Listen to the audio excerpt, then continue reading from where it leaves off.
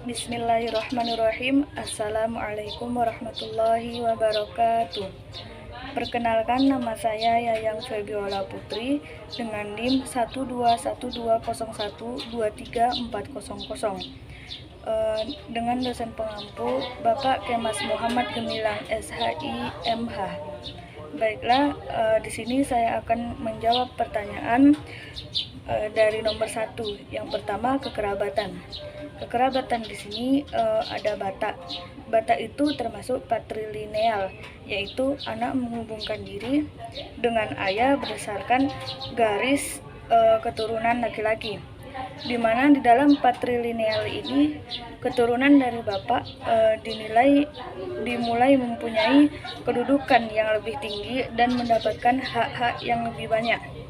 Yang kedua, di sini ada minang. Minang ini ialah matrilineal, yaitu anak menghubungkan diri dengan ibunya dan juga menghubungkan diri dengan kerabat ibu secara unilateral. Yang ketiga, Jawa Melayu. Jawa Melayu di sini termasuk parental. Anak menghubungkan diri dengan kedua orang tuanya dan juga menghubungkan diri dengan kerabat ayah dan ibu secara bilateral. Yang di sini ada juga perkawinan. Perkawinan Minang Batak. Minang Batak di sini menganut sistem eksogami. Di sini artinya tidak boleh melakukan perkawinan sesuku antar suku itu tidak boleh. Melayu Jawa menganut sistem eleuterogami. Adalah sistem perkawinan di mana sistem ini tidak mengenal larangan-larangan atau keharusan-keharusan seperti halnya dalam sistem eksogami. Terus tuh di sini ada juga tentang kewarisan. Minang dalam adat Minang di dalam adat Minang tidak menganut asas bilateral, tetapi kewarisan yang mengenal ahli waris hanya dari keturunan ibu atau dari keturunan perempuan saja. Karena Minang ini menganut sistem kekerabatan matrilineal. Yang kedua, dalam adat Batak, khususnya di dalam adat Batak Toba. Dalam adat Batak Toba ini sistemnya sistem patrilineal, yakni sistem keturunan berdasarkan garis keturunan laki-laki atau bapak. Dari sistem patrilineal dalam kewarisan adalah anak perempuan bukan sebagai bagian dari ahli waris dalam keluarga.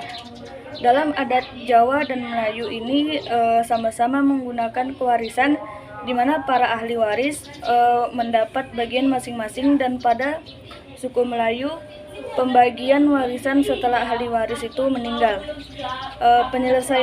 Penyelesaian masalahnya itu kalau Minang itu diselesaikan dengan musyawarah. Musyawarah adat bersama kerabat adat dengan nenek mamanya.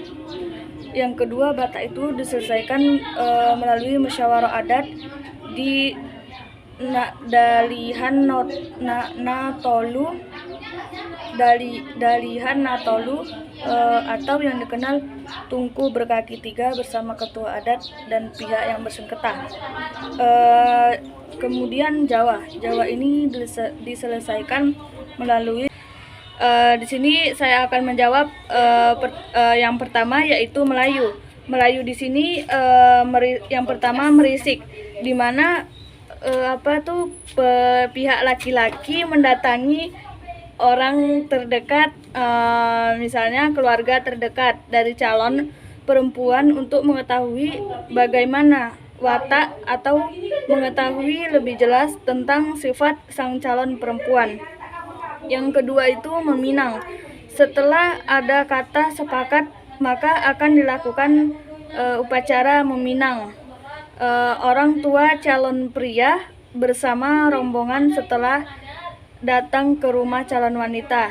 Yang ketiga, mengantar tanda. Mengantar tanda di sini ialah dilakukan hari kelima atau keempat dari peminangan. Pihak laki-laki mengundang kerabat, saudara, tetangga untuk ikut dalam acara tersebut. Yang keempat, mengantar belanja. Mengantar belanja di sini berarti berbelanja perlengkapan pernikahan seperti pakaian, sejumlah uang, dan benda-benda yang untuk dibeli. Yang kelima, menjemput. Menjemput di sini dilakukan untuk melaksanakan kegiatan dalam majelis nikah kawin. Yang keenam, menggantung. Menggantung di sini berupa kegiatan membersihkan diri dan ataupun yang lain. Yang ketujuh, limau manis atau limau setawar. Dilakukan setelah mencukur seorang atau yang bisa disebut perempuan sebanyak 3 kali dengan membawa buah kelapa yang dibentuk seperti puncak gunung dan dililit benang 5 warna. Yang kedelapan, berinai.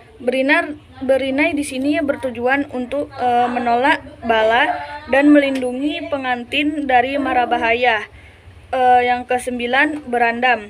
Berandam di sini kegiatan pencukuran bulu roma dengan tujuan untuk membersihkan pengantin dari kotoran dunia sehingga hatinya jadi suci. Yang ke-10, akad prosesi ijab kabul. Terus tuh yang ke-11, tepung tawar. Sebagai bentuk rasa syukur yang dilakukan dengan menepuk-nepuk bedak dan memercikkan air mawar pada punggung tangan dan sang pengantin. Di sini baiklah, di sini saya akan menjelaskan yang Batak. Yang pertama, mangaririt. Mangaririt di sini tahapan persiapan pernikahan meliputi memilih gadis yang akan dijadikan istri yang sesuai kriteria.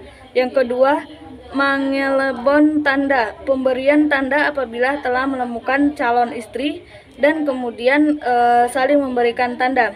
Yang ketiga, marhusib, pihak laki-laki melamar perempuan yang akan menjadi bagian keluarga mereka dan yang dihadiri oleh keluarga dekat saja. Yang keempat, marhata sinamot, membicarakan seberapa jumlah sinamot dari pihak tentang hewan apa yang akan disembelih. Yang kelima, pundun saud. Pundun saud di sini ialah pihak kerabat pria akan mengantar ternak yang sudah disembelih untuk diterima oleh pihak istri. Yang keenam, martumpol. Martumpol di sini juga disebut sebagai acara pertunangan. Yang ketujuh, martonggo raja. Martonggo raja di sini kedua pihak akan membalas prosesi adat dari hari H lebih rinci. Yang kedelapan, empat orang tua. Yang ke-12, palua une. Palua une di sini dimasukkan sebagai langkah untuk kedua belah pihak bebas saling mengunjungi setelah beberapa hari berselang setelah upacara pernikahan. Yang ke-13, manjai. Manjai di sini setelah pernikahan, maka kedua pengantin akan dipisahkan rumah dan mata pencaharian dari orang tua. Yang ke-14, maningkir tangga. Meningkir tangga ialah setelah melaksanakan pernikahan, maka kedua orang tua mengunjungi rumah dan makan bersama. Baiklah, di sini saya akan melanjutkan runtunan yang ketiga. Runtunan yang ketiga yaitu Jawa. Jawa di sini yang pertama, pasang taruh. Pasang taruh ini berisi harapan kepada pasangan yang akan segera menikah, diharapkan memperoleh keturunan yang sehat, baik berkecukupan dan bahagia. Taruh dipasang di pagar atau di pintu masuk. Yang kedua, sungkeman. Sungkeman di sini bukti penghormatan calon pengantin kepada orang tua dan sesepuh. Yang ketiga itu siraman. Siraman ini dilanjutkan kepada kedua orang tua dan kerabat dekat, biasanya ada 7 orang. Yang keempat, midodoremi. Dilakukan calon mempelai wanita diharuskan berdiam diri di dalam kamar dan dirias dengan sederhana. Yang kelima, serah-serahan. Serah-serahan di sini di malam Midodoreni. Di malam yang sama, calon pria yang membawa seserahan ke rumah calon pengantin wanita. Yang ketujuh, balang gantal. Balang gantal dilakukan setelah ijab kabul, yaitu dengan melempar daun sirih yang melambangkan kedua pengantin melempar kasih sayang. Yang ketujuh, nginda endok. Nginda endok yaitu proses injak telur, yang berarti penghargaan untuk pengantin untuk mendapatkan keturunan dan tanda kesetiaan kepada pasangannya.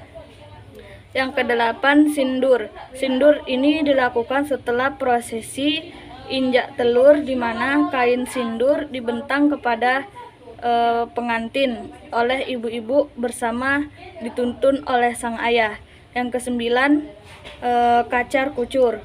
Kacar kucur di sini yang dilakukan mempelai pria dengan mengucurkan biji-bijian atau uang receh yang disimbolkan sebagai penghasilan. Yang ke-10 di sini, dulangan atau suap-suapan. Ialah memiliki arti diharapkan suatu rukun dan pengertian. Yang ke-11, bubak kawah. Bubak kawah di sini biasanya dilakukan saat orang tua pertama kali menerima menantu. Baiklah, di sini saya akan melanjutkan yang keempat, yaitu minang. Minang di sini ada beberapa hal. Yang pertama, maresek. Maresek di sini tahap pertama, di mana pihak perempuan mendatangi pihak laki-laki. Yang kedua, meminang atau batimbang tando, yang dilakukan pihak perempuan untuk meminang laki-laki. Apabila diterima, maka dilanjutkan simbol mengikat perjanjian. Yang ketiga, mahanta Syria. Mahanta Syria ini perwakilan pihak perempuan datang meminta izin kepada anggota keluarga yang sudah menikah dan sesepuh yang dihormati. Yang keempat, babako babaki. Babako babaki di sini dilakukan beberapa hari sebelum menikah dengan tujuan meminta kasih sayang. Yang kelima, malam bayinai. Malam bayinai di sini dilakukan malam sebelum menikah sebagai ungkapan kasih sayang dan doa restu para sesepuh mempelai perempuan. Yang keenam, manjapui. Manjapui di sini manjapui marapulai. Manjapui marapulai di sini calon pengantin pria dijemput ke rumah calon pengantin perempuan untuk melakukan akad. Yang ketujuh, penyambutan anak daro. Penyambutan anak daro di sini menyambut kedatangan calon mempelai laki-laki. Yang kedelapan, akad nikah. Akad nikah yang dilakukan dengan syariat Islam. Yang kesembilan, basandiang di palaminan. Setelah akad nikah, maka pengantin akan bersanding di rumah anak daro. Yang ke-10, memulangkan tando. Setelah akad nikah, mengembalikan tanda sebagai ikatan janji. Yang ke-11, melawan galamara pulai. Mengumumkan gelar pengantin laki-laki sebagai gelar pendewasaan. Yang ke-12, balantuang kaniang yang dilakukan dengan saling menyentuh tahun 2021 dengan judul Pernikahan Masyarakat Batak Toba di Kota Kediri oleh Ruth Octaviani Napitupulu, jurusan Pendidikan Sejarah Fakultas Ilmu dan Hukum. Yang kedua, Agus Trilaksana, S1 Pendidikan Sejarah Fakultas Ilmu Sosial dan Hukum.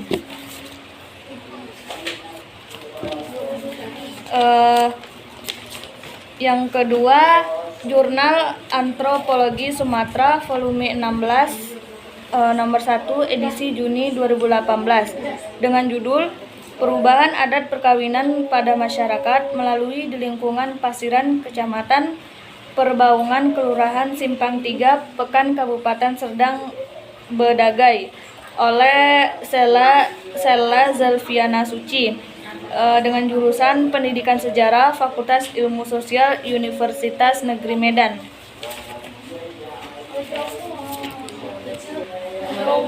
Kalau yang Batak ini, jurnalnya menjelaskan bahwa upacara pernikahan pada masyarakat Batak dianggap hal yang natural, hal yang sakral. Yang tidak dapat dilakukan dengan suka-suka, dengan aturan dan membutuhkan waktu. Prosesi pernikahan Batak ini memiliki rangkaian dan tahapan masing-masing, yang berupa tahapan sebelum dan sesudah lamaran atau pernikahan. Setiap tahap ini merupakan rangkaian adat tradisi yang diturunkan secara turun-temurun dari nenek moyang.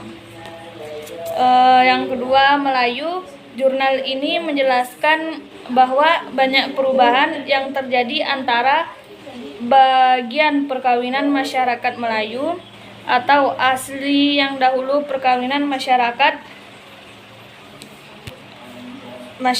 zaman sekarang. Tahap perkawinan masyarakat ini tidak lepas dari peran orang tua, namun pada saat ini orang tua tidak berperan banyak untuk menentukan jodoh. Perubahan itu disebabkan adanya faktor dari modernisasi, pergaulan bebas, pengaruh ekonomi, budaya gengsi dalam masyarakat, teknologi, pendidikan, dan lain-lain. Baik, cukup sekian dari saya. Apabila ada kesalahan, mohon dimaafkan. Wabillahi taufiq wal hidayah. Wassalamualaikum warahmatullahi wabarakatuh.